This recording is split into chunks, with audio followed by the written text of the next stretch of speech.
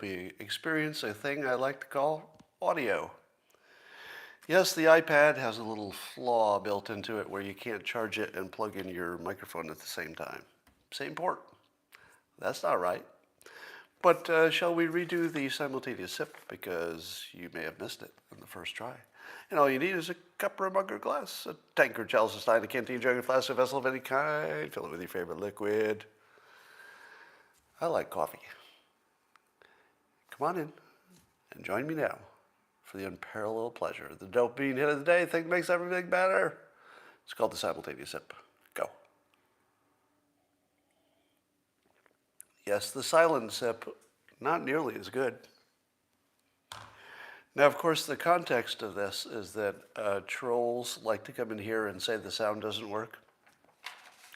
This time I knew it was true because I didn't have my microphone in, but I was surprised that the sound doesn't work without a microphone. You'd think that would be kind of basic. You were worried I'd been canceled. Oh, that's going to happen. So let's talk about that. So YouTube took down one of my videos from weeks ago and said that I had violated something. And so I tweeted about it saying I didn't know why I was taken down.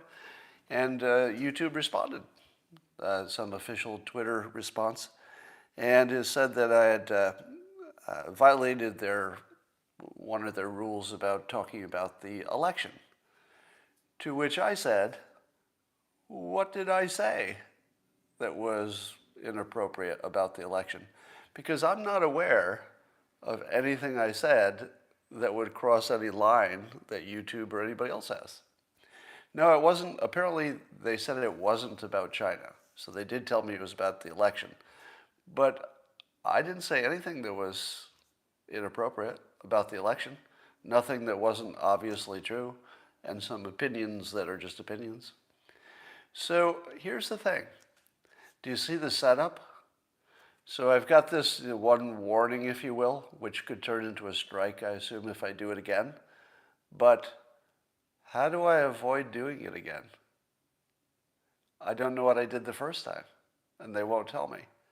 So the odds of doing something you didn't know you did the first time are pretty high, because I didn't know I did it the first time. It would be one thing if I knew I was saying something over the line, but I'm not aware of anything that was over the line, which is not to say there wasn't. I'm just not aware of it. It wasn't intentional. So have I not been now set up that they can give me a couple of warnings, not tell me what they're about, and then just boot me off the platform? Do you think that's real? Well, I wouldn't have thought it was real until the Project Veritas videos about CNN. When you see it on CNN, you think to yourself, well, that's probably not the only place it's happening. We'll talk about that in a minute. All right, so stocks are up 9.8%. Those stimulus checks must be working. And anecdotally, there's a lot of people in stores lately. I've been noticing that. But I love the fact that Biden is getting credit for basically doing things that Trump would have done.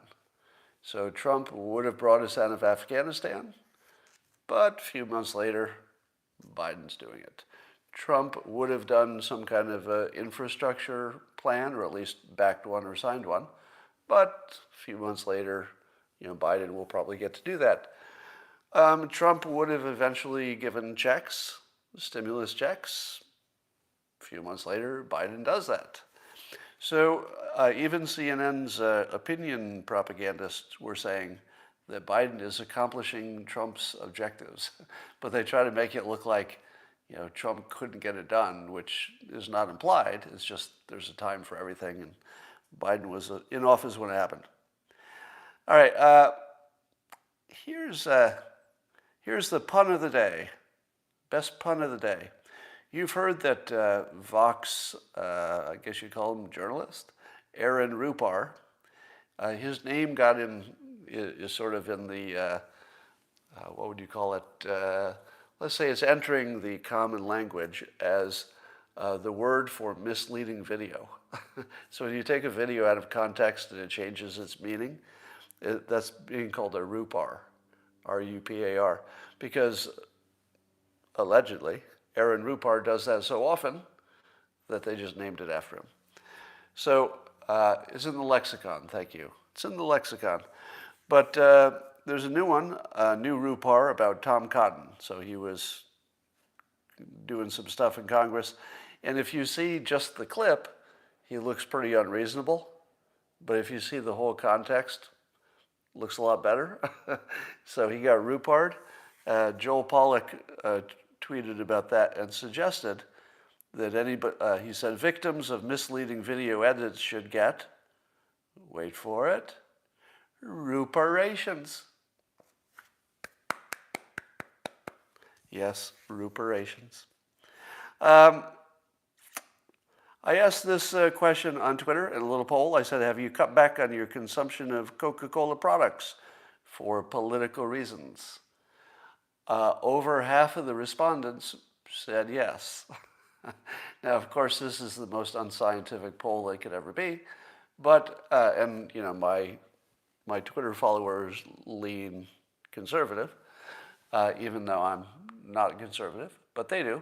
They're conservative. And half of them said that they're cutting back on Coca-Cola. In completely unrelated news, Coca-Cola has announced that maybe they should be more open-minded and listen to the people on all sides of the aisle. So do you think that Coca-Cola is feeling it in the pocketbook? I don't know. But if half of the people who were just following me said they cut back, I have to think probably anybody who was watching Fox News, which is a lot of people, probably a lot of them are cutting back. So here's an interesting thing. Should a actual professional polling company ask this question? Have you cut back on your Coca-Cola consumption for political reasons? If the answer is yes in any substantial way, it changes the world. It'll change the world. Because it would be the most noticeable example of a corporation that sort of left its lane to get into politics and just got spanked. Now, the other possibility is there's no difference in Coca-Cola sales. Don't know. But if enough people in a survey say they're cutting back for political reasons, that's going to get their attention. That's the sort of thing that gets a CEO fired. So we don't know if he'll get fired for that, but I think he should be, in my opinion. Getting involved in politics and having that take a bite out of your bottom line, I think that's a firing offense. That's just bad management. Speaking of polling, Rasmussen asked how many people expected conviction in the George Floyd trial. So how many people thought Chauvin would be convicted? Interestingly, this is one of those unifying questions. 79% of conservatives expect Chauvin to get convicted of one of the charges at least, but 76% of liberals too. So basically the same. Just as many conservatives as liberals expect a conviction. And I've said before that this should have been the most unifying thing that's ever happened in this country. From the day the George Floyd thing happened, right up to today, I've never heard anybody who wasn't horrified by it. It's not like there's some conservatives who are saying, yeah, that's just the way it should have gone. I mean, there are people questioning whether the officer caused the death, and that's a fair question. But there wasn't anybody who wasn't horrified by it. It's really unifying, but we found a way to not be unified over it, even though it should have been. The one thing we all would have agreed on, that we don't want that, what was on the video. But then the next question Rasmussen asked was, how likely, and by the way, for the numbers I gave you, I added together the two likelies, very likely and somewhat likelies. And I'll do that again with this one. How likely it will cause riots? 86% of conservatives think that whatever the outcome is, it'll cause riots, but 68% of liberals also expect riots. Again, regardless of the of the outcome. But remember I keep telling you that in these national polls, no matter what the question is, about 25% of the people who answer will just be whack. They either misinterpreted the question, or they're insane, or they're pranking. They're just something. But that solid 25% is just crazy people. And it turns out that 20% of liberals say that rioting is not likely after the verdict. What? There are 20% of liberals who think it's not likely that there's going to be riots? Who are these people? These are the most wrong people in the universe. Did they even understand the question? I mean, honestly, I can't figure out how anybody would have that opinion. Like even one person in the whole country. How do you get even to that opinion? Somebody says artists. Maybe. Yeah, 25%-ish will answer anything in any poll. Don't know what's up with that. Stock market's up. That's good. All-time high, I think. So the police officer who accidentally discharged a gun instead of her taser and actually killed the guy she was stopping is charged. And she's in her orange jumpsuit. And I don't really understand it. Do you? Because the body cam footage made it completely clear that it was an accident. Is that a jailable offense? If it's obviously and totally an accident? Now, you could say, we wish the accident hadn't happened. You could say, if she were better trained or a better officer, it wouldn't happen. But accidents happen. And it couldn't be more clear that there was no intention and that she couldn't have known, because if she knew, she wouldn't have pulled the trigger. So obviously she didn't know, and obviously there was no intention, and obviously she was horrified as soon as it happened. Do you go to jail for that? A mistake? I get that the standard has to be higher for the police, but what about the human being standard? You know, there's nothing she can do to bring back the deceased. You know, if there were some way to make that better, then I'd say do it. But there is no way to make that better. All you can do is destroy a second life more than it already is, and it's got to be pretty bad because she killed a guy without meaning to. I mean, she has to live with that.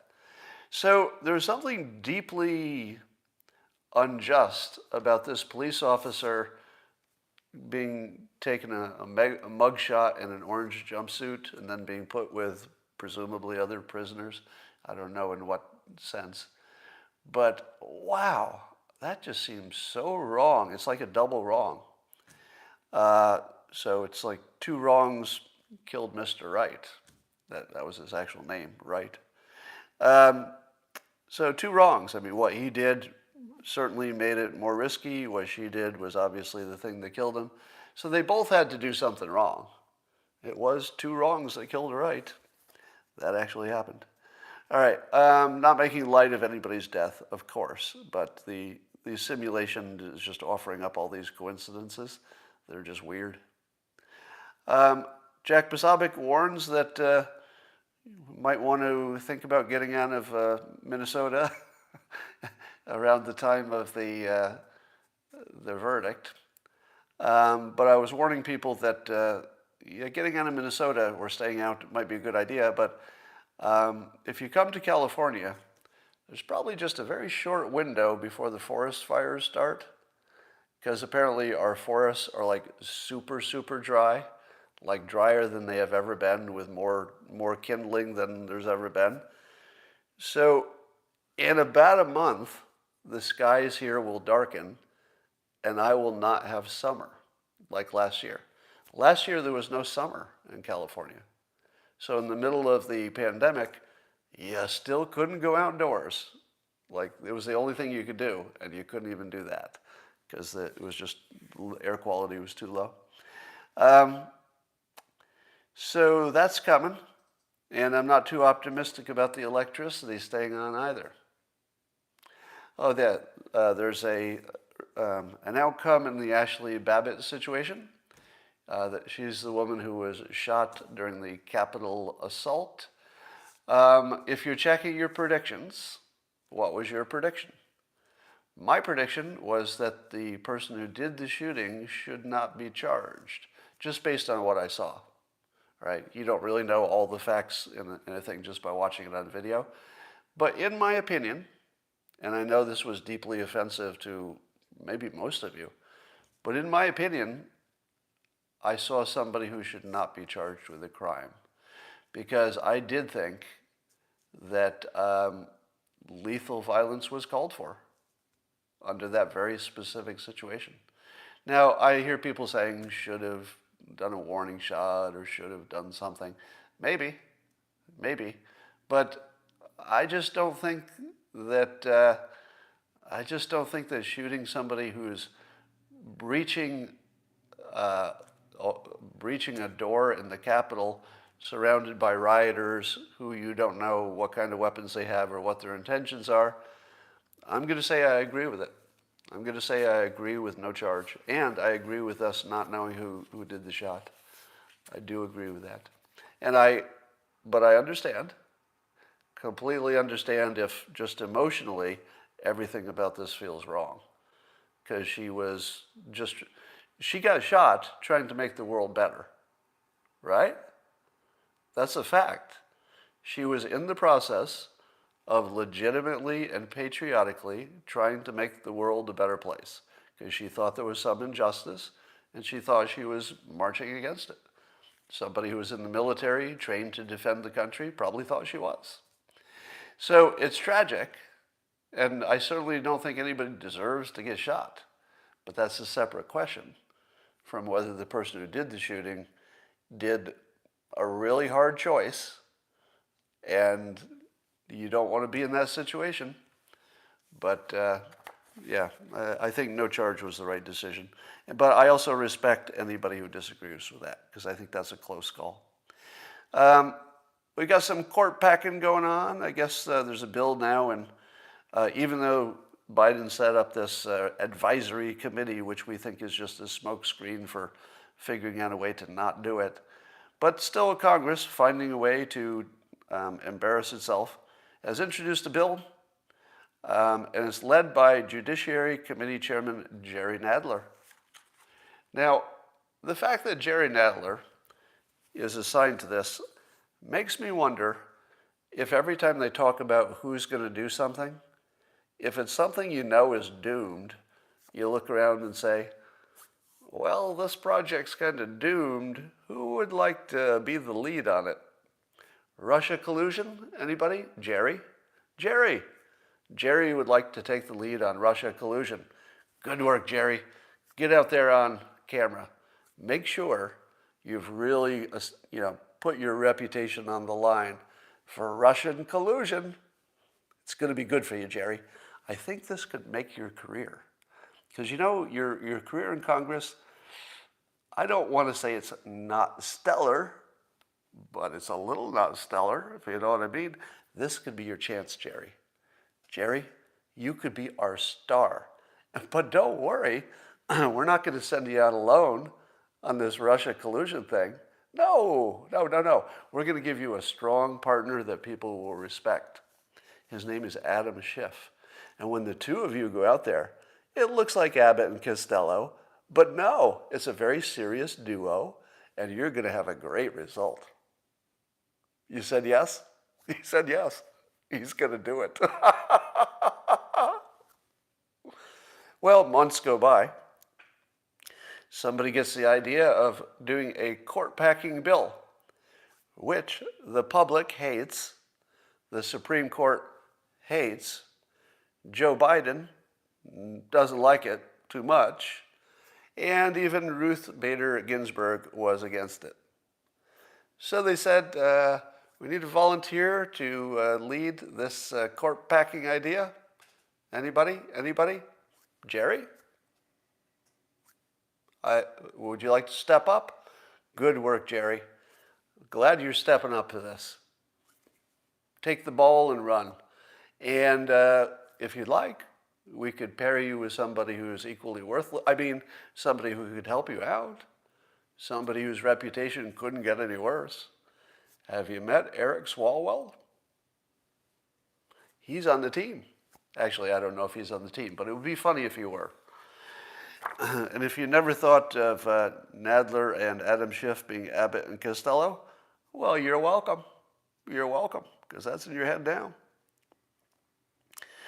Well, if it turns out, do another topic. So CNN has a little bit of a reputation problem, courtesy of Project Veritas. And it's getting to the point where it's just funny. I mean, CNN is so busted now, it's funny. And there are lots of levels to why this is funny. So just so you know the story, this is the funniest part.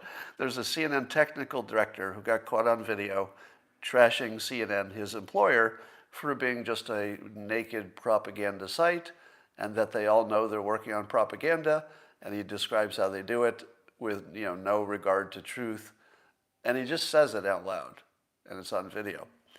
And the funniest thing about it is that he got busted by this Tinder date, a woman who went on a date with him, and allegedly she went on 5 dates with him, because it took him a while to give up the goods on video. She went on 5 dates with him, and I don't think he got a kiss. So this is the quality of person that they hire at CNN. Somebody who goes on 5 Tinder dates, and I don't think he got a kiss. So those who can't date, work at CNN. But it gets better. So the latest drop, I guess there's going to be multiples, but the second one from Project Veritas and James O'Keefe hitting home runs this week. Congratulations, by the way, James. Congratulations on probably your biggest. I would say this is O'Keefe's biggest score so far, I think. I don't know anything that's bigger than this. And they actually got on video. This is amazing. They got on video the CNN technical director saying directly that they target Matt Gaetz. And here's what he says. Quote, "If the agenda, say, is to get Matt Gaetz right now, he's like this Republican. He is a problem for the Democratic Party. So we're," meaning CNN, "we're going to keep running these stories to keep hurting him." He said it directly. Directly. That it's a propaganda network. They singled somebody out for destruction because he's good. Now, here's the funniest part. Now, I'm not going to predict this is going to happen, all right? It's just funny because it could. So this is more in the speculative fun category, not a prediction. Somebody very smart, who shall remain nameless for now, but very smart, said when this first broke about Matt Gaetz, this very smart person said, there's one of 2 things that's going to happen from this. He'll be destroyed, or it will make him president. And when I heard that, I just laughed because it just didn't ring like clever to me. I was like, no, he's just going to be destroyed. Just going to be destroyed. But it's getting interesting now, isn't it? Yet another day has gone by without something that looks like definitive legal risk for Mr. Gaetz. You were kind of expecting it, weren't you? All this smoke, got to be a little fire. But every time we clear the smoke and we look down and we're waiting for that fire, it's sort of in the future. Well, I guess I don't see any burning embers at the moment, but they're coming. How do we know they're coming? Well, let me read for you a headline from CNN about the Gaetz situation. This is the headline. Women detail drug use, sex, and payments after late-night parties with Gaetz and others. Now, if you heard this headline, what would you expect the story to say? Would you expect that this women detail drug use, sex, and payments after late night with parties with Gates? Wouldn't you expect that some part of the story would say that somebody, anybody, had seen Matt Gaetz do any of those things? But the story says nobody saw him do any of those things, and there's no evidence. That's the actual story. There's no evidence of any of that. There's no evidence that he took a recreational drug. None. Somebody saw him take a pill. I kind of take a pill just about every day, vitamin D, whatever. Who knows? So, but no evidence it was illegal. Then the talks about the sex. Nobody saw sex. Nobody saw underage any women there. And the payments, there's no direct link to Gates on payments. There are, indications and allegations and suggestions. And who knows? Who knows what we're going to find? I remind you, it's not my job to defend anybody's sex life or drug use or alleged drug use or anything else. So Gates is on his own for that, right? He's on his own. And generally speaking, I'm not going to defend anybody's sex life. That's just not my job.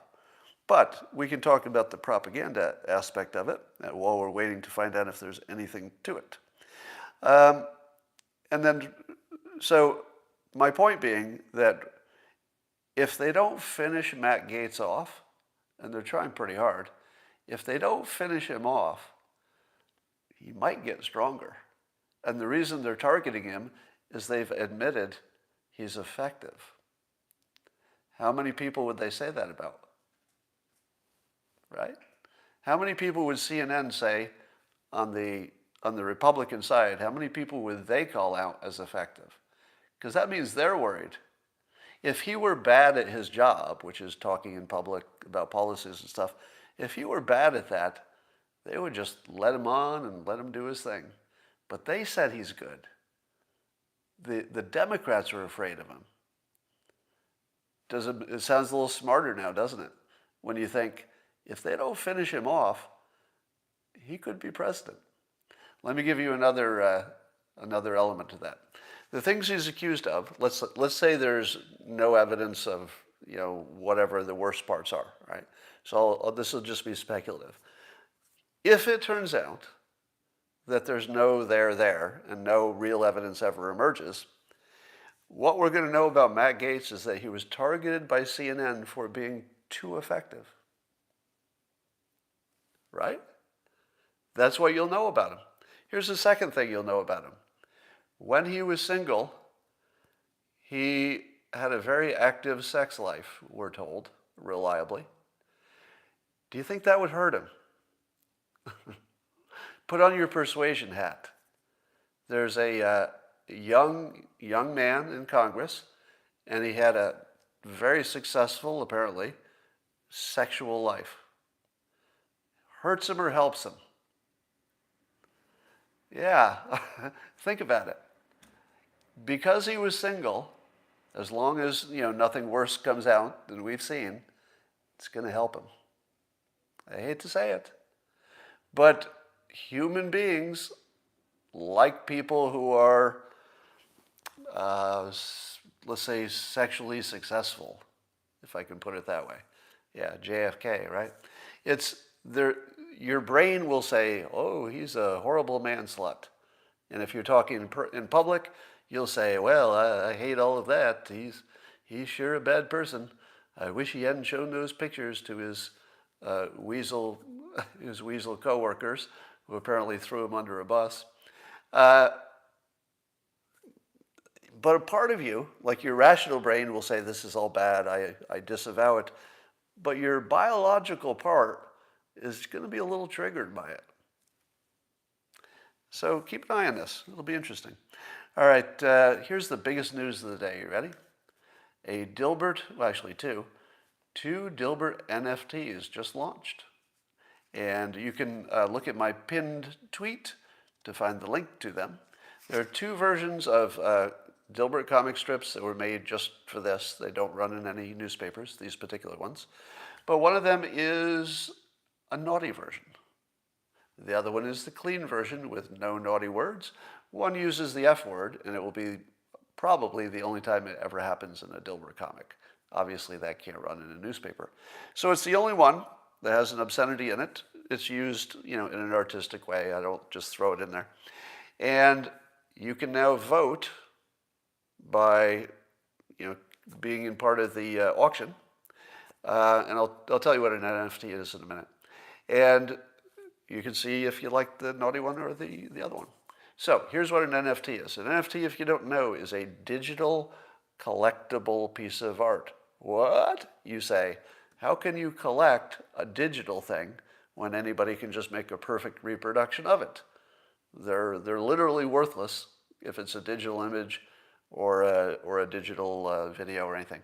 And all of these things can be NFTs. It stands for non-fungible token or something. But that doesn't matter. You don't need to know what it stands for. So what it is a marketplace for digital art that people will pay up to millions for. And what makes it unique and collectible is that the artist, in this case, I'm the artist, essentially registers it. I'm speaking in a non-technical way. Essentially puts it on the blockchain so that it's public and uncorruptible forever, that one copy is the original. Every other copy will not have the benefit of that connection to the blockchain, which is the way you know it's the original, right? Now, should you invest in digital art called NFTs? I don't know why anybody would, because I don't collect things. I don't collect stamps. I don't collect cars. I don't collect anything. I had sort of a flashlight fetish for a while, but I even broke that. So, if you are not already deeply into crypto, don't get into it for this. All right? You want people who are into it to do it. But this, now let me connect this to an actual topic you care about. All right? If you're not in the NFT market, this has no meaning to you. But it does connect to the real world in a way that I don't know if I've heard anybody say yet. And I might have a little behind the curtain insight about this. And this might blow your mind a little bit. Also, and I'll tie this into the NFTs, you've heard of BitClout, a new startup, BITCLOUT, BitClout, in which people, human beings, real people, such as myself, are turned into essentially an NFT-like asset. I'll say it's like it, it's not the same thing, in which you can buy coins or tokens in people. So right now, Elon Musk is the most expensive one, and I think I'm somewhere down the list. But I'm in the top 20, I think, of human beings in the world that are in this market. Now, here's the part that you don't see coming. There's a much, much more important social element to this that's completely invisible. The crypto market is creating a market in influence. And the higher you are bid up in this market of influence, the more you will actually have in the real world. Not only because you might share in this upside, so you could get some of the financial benefit of other people bidding you up, because that's how BitClout works. The creator gets some coins if they want them. And what that does is create almost, if it's successful, it's nowhere near this point yet, but where it could go is creating a shadow government. Didn't see that coming, did you? Now, I've told you that the form of government is already evolving, so that people who are, I'm going to lose power here fairly soon, so if it goes blank, we'll be done for today, if the power goes out. My battery's low. So the point is, these markets of NFTs and the BitClout, which are separate, but they're moving toward the same direction, that people can be bid up and influence. So my influence, for example, is way above my fame or my elected office or my wealth or anything would put me. But people on BitClout, and of course it's not a representative of the whole country, but people on BitClout apparently have decided to increase my voice. Now that's not what they think they're doing. They probably think they're just investing because they think maybe I'll get more attention, my reputation will improve or something. But the effect of it is boosting eventually, not quite there yet, but eventually boosting people who are not elected. So it's almost a form of election in which a shadow influencer society will be created, and you can find out who other people who are smart think you should listen to. Remember I told you that we should have a propaganda checking service? Well, we don't have that, but suppose you knew who to listen to who wasn't going to lie to you. Huh? Pretty rare. If you look at the list of the top people on BitClout, here's your challenge. Find me a liar. Right? Now, some of them are in entertainment, so I'm not sure how to count that. But look at the list and find a liar on the list. Not many. And almost everybody who is famous, you would kind of consider a liar, wouldn't you? Like anybody who's in the media, you'd say, well, I've seen you lie. But number one on their list is Elon Musk. Has he ever lied to you? I don't think so. How about Naval Ravikant? Has he ever lied to you? Don't think so. How about Balaji? Ever lied to you? Nope. How about me? Have I ever lied to you? I can't think of a time I have because I don't have any reason to. But that doesn't mean, obviously that doesn't mean, somebody says Jake Paul's up there too. Yeah, there will be people who are just celebrities, Taylor Swift, etc. But I think that I think the celebrities will be somewhat discounted in the clout category. They'll just be famous. Somebody says you lie by omission. Not intentionally. I can't think of a time I've done that. But I'm also welcome to, in the comments, anybody who adds context. In fact, the very thing that I try to do most is add context. So if you ever see me doing what you think is lying by omission, just put it in the comments. If I see it, I will mention it. I withhold news that will scare you. Yes, there's things I don't tell you, but it's different if the topic is already out there and there's some context. I don't try to withhold context if the topic's out there. It's only a topic you don't know about. All right. So look for this. What you think is a silly crypto thing that makes no sense, it has no impact on the real world, nothing more important than people collecting decorative plates, you're missing the long-term play. It could replace the frickin' government. Keep an eye on it. I guess Biden is going to sanction Russia. What's that look like? What the hell are we going to do to Russia? I guess we sanction some companies and some people. Is that going to make any difference? I don't think we have any leverage, do we? Because we've already sort of sanctioned all the obvious stuff. There's nothing to do today. But Biden will have to do something. My guess is that Putin is completely aware that he can take what he wants and that Biden won't start a war over it.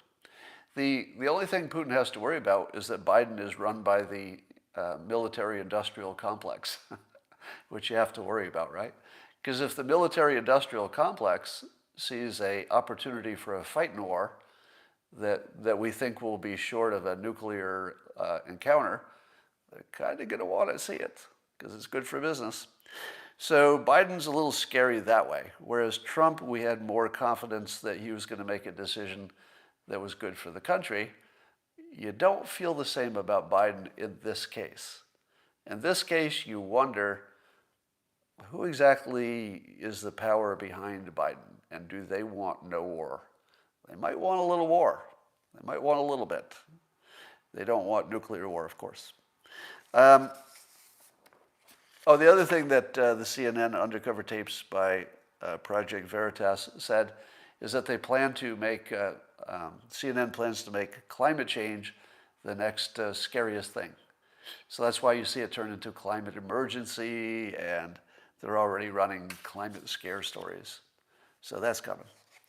The latest from the CDC and the experts about viruses is that you probably can't get it from a surface very easily. That it's pretty much all in the air and it's pretty much all indoors. So the two things that we got, let's say, more confirmation of just in the last day or two is that breathing it indoors with people who have it is the dangerous thing. Being outdoors in any context appears to be quite safe in any context, because outdoors just sort of blows the virus away, apparently. But then the other thing is we're probably, overdoing the sanitizing the surfaces, because you almost can't get it that way. You can. It's not perfectly safe, but it's not likely. Now, in the comments, I would like to ask you this. I made a decision on day one of the coronavirus that I wasn't going to sanitize stuff.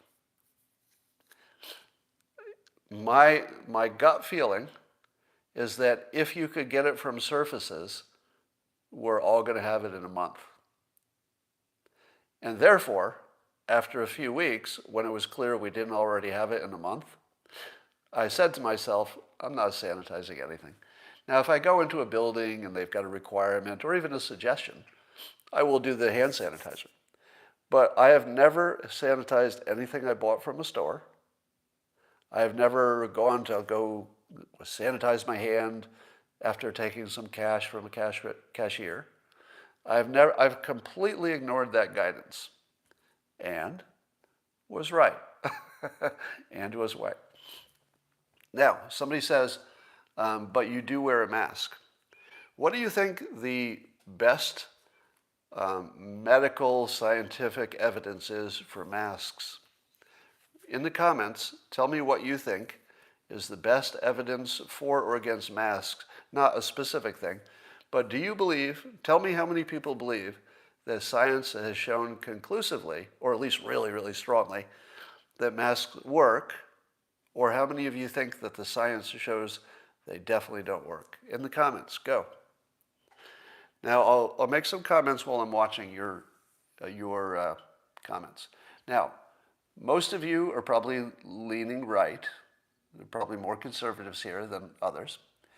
And you are accused, not you specifically, but the group of conservatives, are accused of ignoring science. Sometimes, way too often, ignoring science turns out to be right, which is exactly why you do it, right? All of you conservatives who are criticized to death about ignoring science, it's not because you haven't noticed the science is bullshit. You have. And that science is filtered through political people and is filtered through advocates, so you never really see the science. You just see people talking about it that you don't trust, and they're often wrong. So let me say to you that those of you who have the opinion that masks don't work, two things. I disagree, but not with a binary way like I'm 100% sure. If I had to put a number on it, 80% sure. So number one, I think masks work 80% certainty. I'm not an expert, so how likely could I be wrong? Really likely, right? Second thing is, if you have an opposing opinion and you say masks don't work, I think you're wrong, but I respect that opinion because it's not unfounded. It's not like crazy, right? But I'm pretty sure it's wrong. I give it an 80% chance it's wrong.